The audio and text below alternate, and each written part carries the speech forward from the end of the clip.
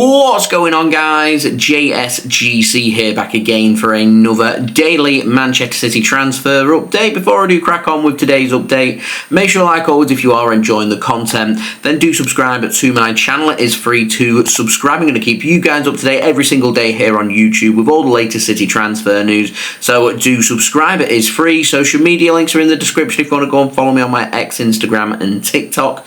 Email also in the description too if you want to hit me up for any sponsorships for any videos or any general business inquiries. Don't forget to leave a thumbs up on today's transfer update. We're aiming once more for 400 likes, and do get your thoughts as well in the comments below. So we've got no contract news today. We're going to dive straight on in with the out, and we've got the very latest on James McAtee. And the Guardian have said that Manchester City told all interested parties earlier this summer that they were looking for a fee of around £25 million when it comes to James McAtee. However, Manchester City have now decided to rise that price, and that's now been set at £42.5 million, which is the same price that Manchester City managed to accumulate for Cole Palmer. Now, James McAtee last week was in Germany holding talks with Eintracht Frankfurt and Borussia Dortmund, the two teams from Germany showing the most interest as of right now in McAtee, and one other team from England showing the most interest, which is Nottingham Forest, who are going to be stepping up their interest in McAtee this week.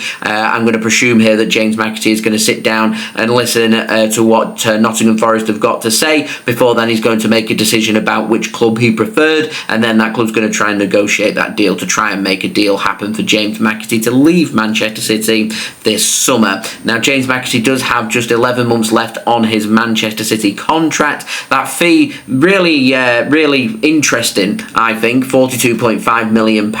It is the same price that we got for Cole Palmer. We didn't have any buyback clauses included. We didn't have any sell-on fees when it came to that transfer. So if we're looking at £42.5 million here for James McAtee, then I presume that teams would be looking at pretty similar clauses of no buyback clause, no sell-on fee. You want to pay a premium, you want clubs to pay more money, then you're going to have to take off the advantage of these clauses and bonuses that City could include on this deal. If I were in charge, I'd be more than happy to take the original price of £25 million as long as it did include a buyback fee and a sell-on clause. But if clubs want it knocking off, they will have to pay more, and that could be where City are getting their price tag from when it comes to £42.5 million.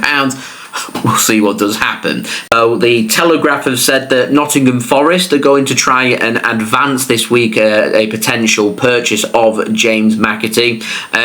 When it comes to the potential fee, as we've said, £42.5 million is the transfer fee that we're looking at. The Telegraph have said that Manchester City, if they are to negotiate, wouldn't be much of a negotiation on the transfer deal. It's believed that Manchester City may want to come down on their price, and we'd be looking at somewhere between 35 and 40 million pounds, but even if Man City come down onto that price, City do still want bonuses included on this with sell-on fees and buyback clauses. So it's all about what are these teams who are interested in signing James McAtee going to be offering to Manchester City. City happy to sell James McAtee, but I think Manchester City want the option that James McAtee could at some point in the future come back to the club. So they want that sell-on fee, they want that buyback clause including, and I think if Man City are wanting a big fee, a big premium for James McAtee, then there's going to have to be something that gives. So we'll see what does happen with regards to that. Anyway, we've got the very latest on Vitor Reis,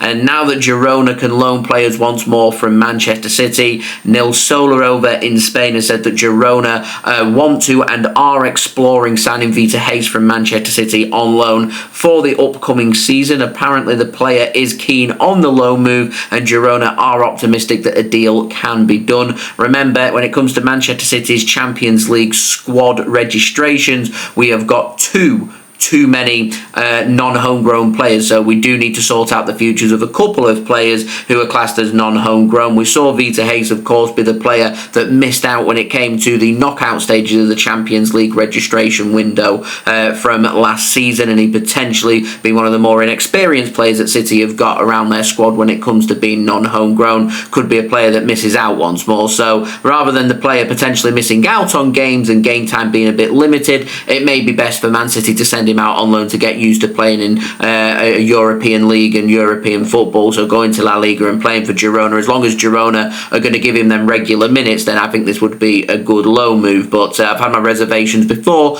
about sending players on loan to Girona, because most of the time they don't tend to utilise them. And what we don't want to do is waste Vitor Reis in particular when we've paid a premium. We've paid nearly £30 million to bring him in. So yeah, we've got to manage this very precariously. Anyway, moving on, we've got the very latest on Ederson, and Fabrizio Romano has said that Manchester City are well aware of interest from Galatasaray in Ederson, but have yet to receive an official bid for him. Ederson is currently on holiday, as confirmed per his Instagram, so I'm not expecting maybe a decision to be made very soon by Ederson. I imagine he's going to want to chill out, and he'd probably want to try and get some things sorted and the ball rolling maybe towards the latter part of this week, when players are due back to report for pre-season training with Manchester City from next Monday. So I imagine maybe the latter parts of this week we may get some movements, and of course it will be Ederson's agent and his entourage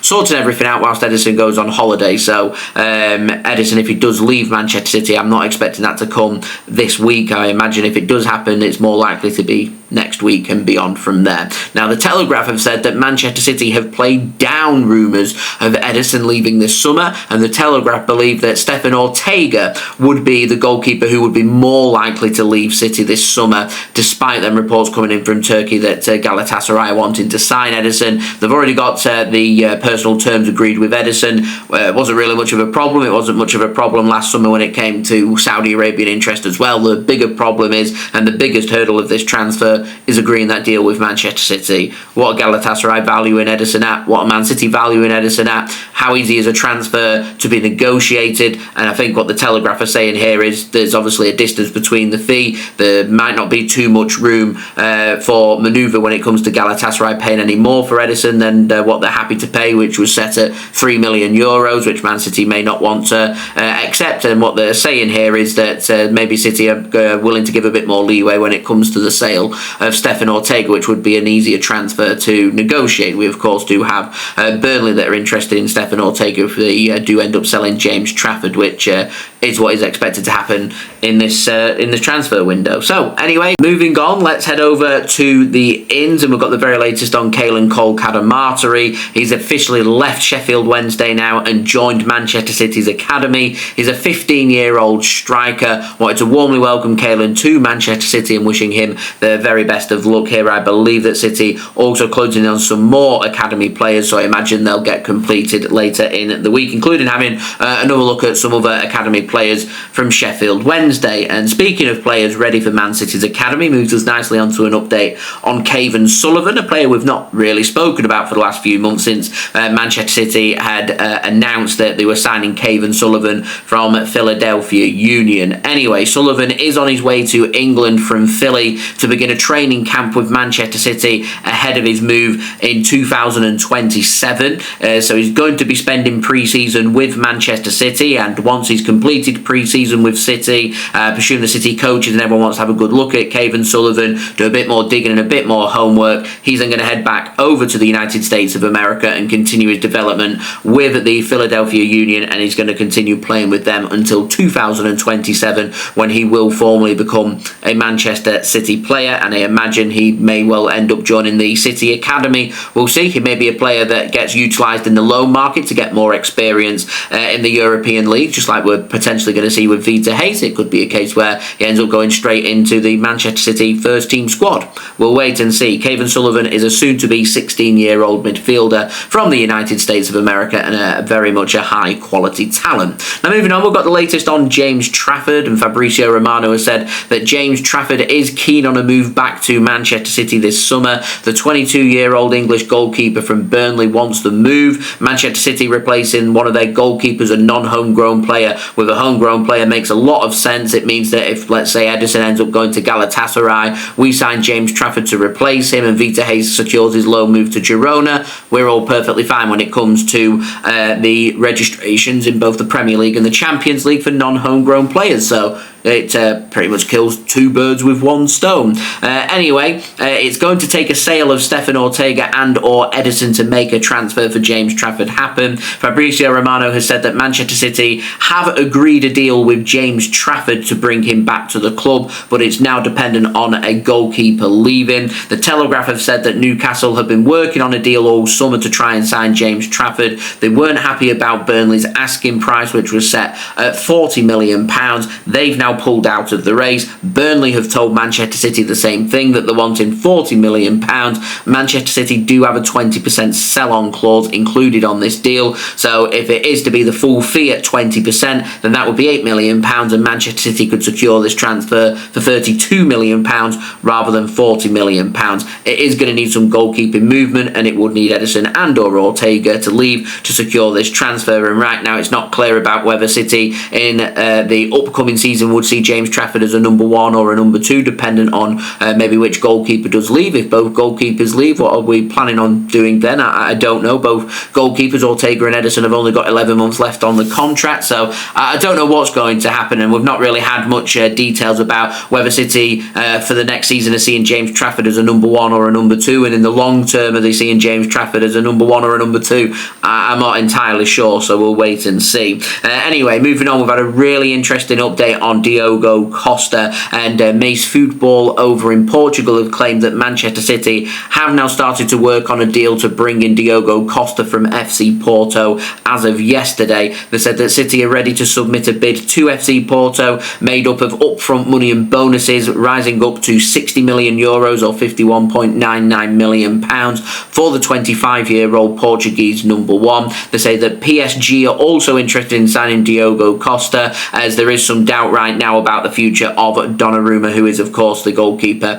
at Paris Saint-Germain. Now, I'm not entirely sure about what this means for the transfer of James Trafford, which is why I was saying I don't know if City are maybe looking at Diogo Costa and James Trafford and thinking, two fantastic goalkeepers, we want to bring them two goalkeepers to fight it out to be number one and number two at Manchester City, and obviously Ederson and Stefan Ortega Moreno end up leaving in this window, and it could be a case where we see our three goalkeepers from last season leave and we sign three new goalkeepers because we've seen Scott Carson leave and Bettinelli brought in as well. So I'm not entirely sure. I can't see City having Ederson and Ortega leaving in the same window. I can see Manchester City selling one, keeping the other, and letting the other player who does end up staying run down their contract and they leave for free next summer. I would describe this as very complicated though when it comes to goalkeepers, and it's complicated because we've got a World Cup coming up next summer. James Trafford wants to be with the England squad. He's just worked his way into the England squad. He's one of the three options to be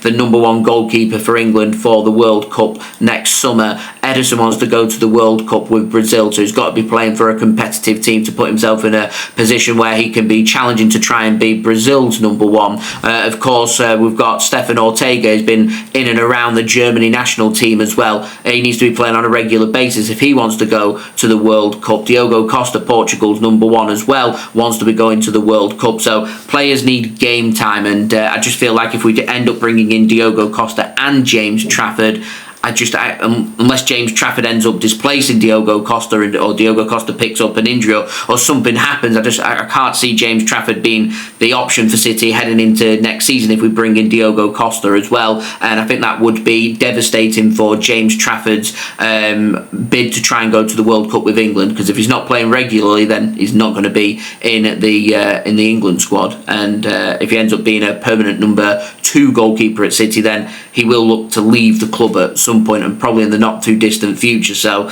this is very much something City need to think about. They need to make their minds up about, is it Diogo Costa or is it James Trafford that they want to make a move for when it comes to an upcoming prospect in a goalkeeper. So we're waiting for further clarification on this. I've not dealt with this Portuguese source before, Mais Futebol, so I don't know how accurate what they're reporting is and I don't know what we're dealing with here. I would have preferred for information to have come via Record or come via a bowler who are normally pretty spot on when it comes to information from Portugal. And I'm going to presume that with Diogo Costa having Jorge Mendes as his agent, I think that normally things get fed through to Fabrizio Romano, who's got good relations with Jorge Mendes. So we'd be hearing from more reliable sources when it comes to Diogo Costa. So unless we start to hear things in the next 24 to 48 hours, right now, I'm thinking to myself, I think the links to James Trafford are more solid than what they are for Diogo Costa. But I want to speak about Diogo Costa because the links are there, and the early stages of transfers tend to be reported by some other sources than those that are reputable and reliable, because they don't want to put their name on something that they think might be inaccurate. So I thought interesting to talk about in today's transfer update. And yeah, I'd love to know your thoughts, guys, of this goalkeeping situation in the comments below. Trafford or Costa, who would you prefer City to make a move for? Let me know in the comments below. Also, don't forget as well to leave a thumbs up. 400 likes is the aim. Subscribe as well if you're new around here. Press that red button, press the bell, and put your push notifications on. It is free to subscribe. I'm going to keep you guys up to date every single day with all the latest City transfer news here on YouTube. Also, don't forget as well to go and check out my social media links, my X, Instagram, and TikTok. They're all in the description if you want to go and follow me on there. Email also in the description too if you want to hit me up for any sponsorships or any videos or any general business inquiries, and I'll see you religiously tomorrow for the next daily Manchester City transfer update. So I've been JSGC. Thank you everyone for watching. Hope everyone is safe and well. Peace. Ciao for now.